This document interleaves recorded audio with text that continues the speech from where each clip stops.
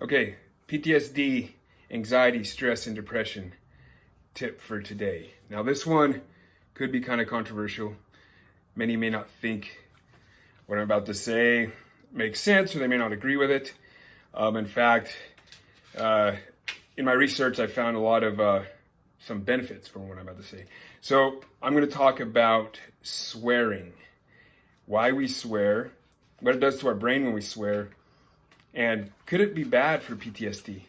And a lot of it depends on your values. So when I was doing research, I found, multiple studies describing that swearing is actually good for the brain because it focuses on numbing the senses and allowing you to withstand pain a lot longer. So I couldn't really find any articles saying how it is bad on the brain. There was a study that was done by Harvard where they had a group of participants stick their arms in freezing ice cold water. Half of the participants were allowed to swear as much as they could while their hands were in the water. The other half were not allowed to swear. Those that were swearing could keep their hands in there longer. And it's due because the brain, the releases a chemical to kind of trick your mind in thinking that the pain is no longer there.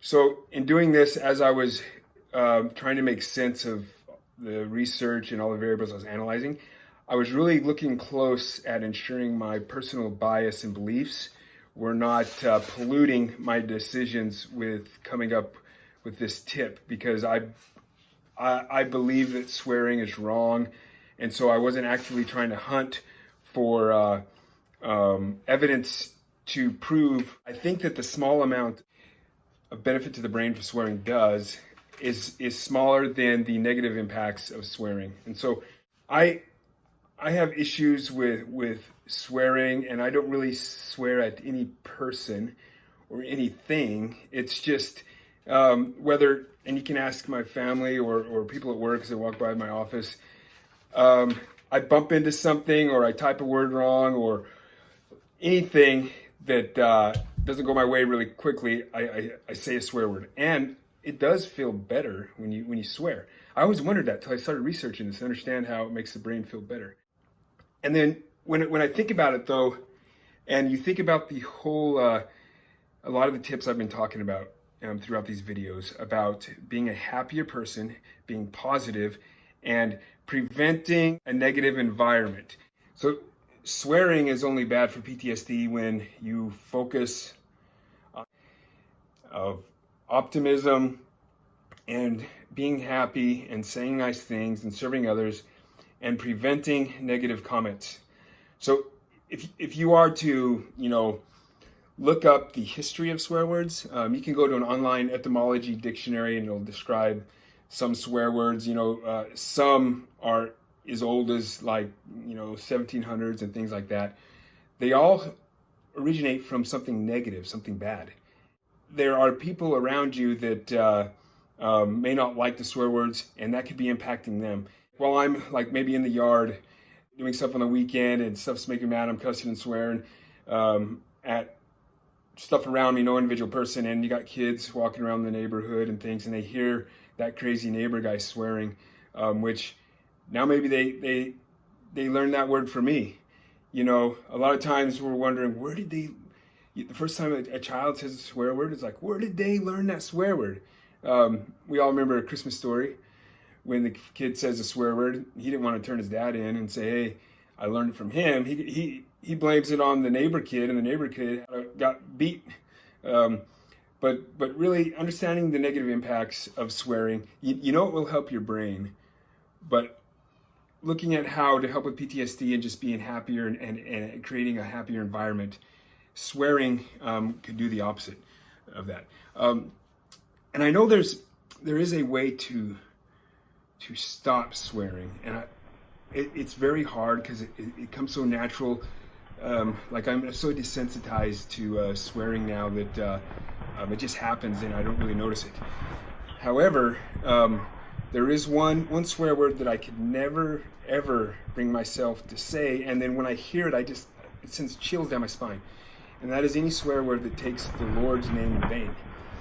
And the reason for this is when I was, maybe this was like in 1986 or something like that, a primary teacher I had named Jackie Fuller handed me out this card, which I still have, extremely old card.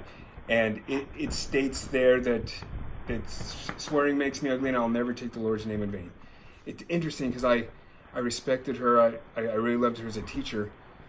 And that instance stuck in my brain, and I'm programmed and hardwired that I cannot bring myself to say that swear word, and I get chills when I hear it.